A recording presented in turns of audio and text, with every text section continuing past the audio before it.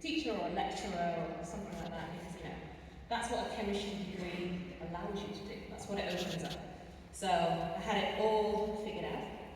And I know that my friends, who were also sitting alongside me, had equally really clear concrete plans. Or at least we knew we had to have really clear concrete plans.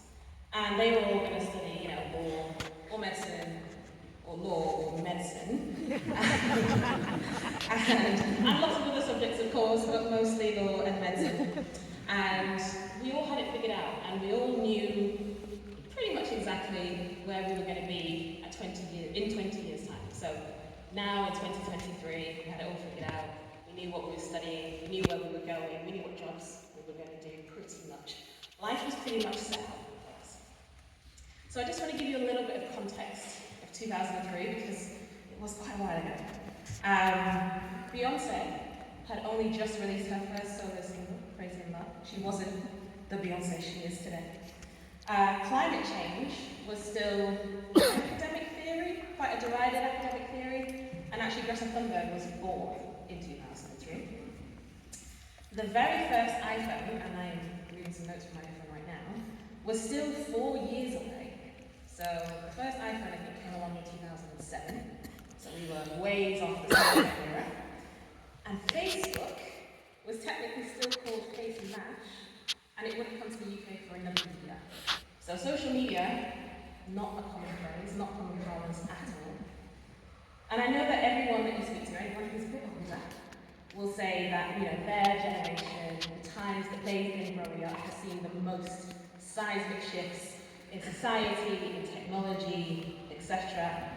But I'm pretty sure the shifts that I've seen in the 20 years since I was sitting over there are probably some of the most seismic in history, certainly from a technology perspective. And technology has very much defined the last 20 years of mine. So, needless to say, the predictions that I had for myself, for my friends, for the world, were pretty inaccurate. So my journey to date, from sitting there to here, is probably best described as non-linear. That's what someone said to me in a job interview once. Your path's been quite non-linear. I think they were trying to find a way to say random. I studied chemistry, like I said, from undergraduate at Nottingham University to postgraduate at Manchester University. And then I spent the 10 following years after that building a career in data science and artificial intelligence. Now, and that's culminated in the role that I do now, which is in central government, in the Cabinet Office, where I'm responsible for a group of teams that build government websites. So if you've ever been on the gov.uk website, we do that. We build various digital journeys, so if you ever need to apply for a passport or a driver's license, we do that as well. And the thing that's probably most recent in all of your minds is that alert that you got on your smartphone on the 23rd of April at 14:59. Yes, that was me too, and I can only apologise for that one. It was supposed to go at 3, interestingly enough, but the team member got really, really excited and pushed the button a minute too early. So, yeah, apologies for that. When I was 18, so when I was in this room, I didn't think I'd have teams, let alone teams that were responsible for pushing the big red button and sending an alert to all of your phones. I have quite a few teams at the moment. I think I've got 5 in total. And in one of those teams, I have a direct report, so someone who works directly to me, and her name is Abby.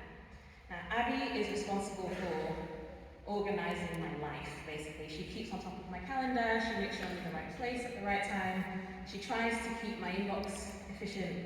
I'm not very good at doing that though, so she's got a constant job on her hands. And she recently finished an apprenticeship, and she is now keen to move into a data career. I don't know if she's just saying that because that's my job, but I'll believe her. She really wants to move into data, and she asked me in our weekly catch-up last week how I got from studying chemistry and material science and all those other things to explaining things like ChatGPT to cabinet ministers, which is something I've had to do quite a few times in the last few weeks.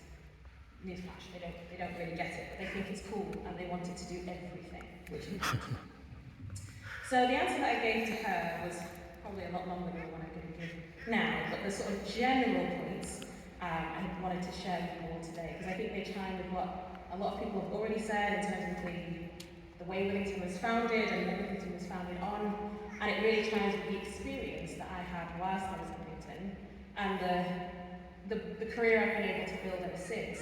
I think is very much rooted in all of the things that I learned when I was here. And I'm not just saying that because I'm standing up here. But it's three sort of things that I was really taught when I was here at Wellington. The first thing, the obvious thing, the knowledge and the information. So I work in data science and artificial intelligence. I learned to code at Wellington. I mean, there was only 2 of us in the class, I think, at the time, in computer science at AS level. But I learned to code, and I still use those skills pretty much every day, if not every other day. I also did maths A level, which I didn't particularly enjoy, but it turns out statistics and the endless statistics modules that we did as part of maths A level were actually really, really useful to me, and especially useful when leading a team of 15-ish data scientists who know this stuff inside and out. So actually, a lot of the knowledge and the information I use on a pretty much day-to-day basis. The second thing is the attitudes and the values that you get as part of being in Wellington. So nothing you will ever do in any job, in any situation is ever going to be in isolation. So the attitudes that you have towards people, towards situations are really, really key. They are going to really define success for you in the future. And I think my time at Wellington really fostered a few things in me personally. It was my curiosity, my adaptability, my resilience, I would say. But also it introduced me to lots of different sorts of people from lots of different walks of life. And that's been really, really valuable because I meet people from all walks of life all of the time. And as a civil servant, which is what I am, I have to make sure I'm equally serving every member of society. I can't just build something that's good for one set of the community and not for others. Our customers are 100% be consistent. So we need to understand everybody and build for everybody. And then the last thing, and I think the most important thing, is the abilities and skills that I learned.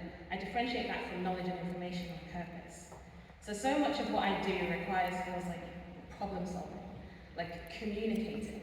It turns out that the United Nations conference I did back in 2001 was going to set me up really, really well for giving testimony in front of the US Senate or for talking to our current cabinet. So we built a lot of skills. Wellington gives you a lot of skills beyond just what it teaches you on the syllabus. And I think those skills are really, really valuable and will help you in ways that you can't even imagine today. So it's that blend of skills and values and knowledge that have helped me to navigate through this non-linear career that I've had. And it's the continual reassessment of those things that has helped me to build a career that I love, but more importantly, a life that I love. So to wrap up, I think if you'd asked me in 2003 who from my year group was going to be standing up here talking to all of you, I'd probably put myself midway on the list, mid to bottom third, I would have said. I wouldn't have predicted this or many of the other things that have happened in the past 2 decades. I think this year's theme is inspiring futures, and hopefully this small snapshot of the things that I've been doing over the past 20 years, going from down there to up here, have given you a little bit of insight into the fact that you really can't predict what's going to come next, and that you have to be open to those changes, and actually you're really well equipped with the skill set, with the knowledge, with the values that Wellington gives you to navigate the unpredictable. Because some of you might well be exactly where you think you're going to be in 20 years, but I'd say the majority of you won't. But just know that you have the skills, the skill set, the values, all of that, to actually be able to navigate all of that uncertainty. And I just want to finally close with one last thing, which was a piece of advice that was given to me by Dr. Walls, who was my GCSE chemistry teacher. And she helped me to decide what I wanted to study at A-level, decide what I wanted to study at university. And the thing she said to me was, do what you love, and the rest will just fall into place. And I've lived by that advice ever since. I still live by it today, and so far at least, it's never really steered me wrong. So I leave that advice with you and say thank you very, very much.